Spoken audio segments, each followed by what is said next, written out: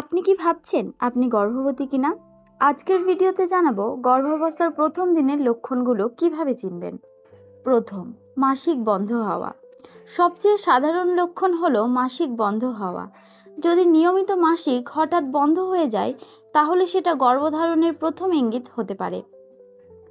দ্বিতীয়, বমি বমি ভাব ও স্বাদের পরিবর্তন।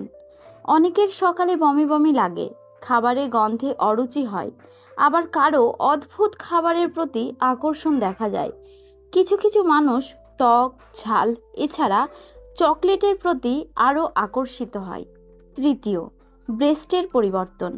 ব্রেস্ট ফুলে যাওয়া, ব্যথা করা বা নিপিলের রং গাঢ় হওয়া, এগুলো সাধারণত প্রাথমিক লক্ষণ।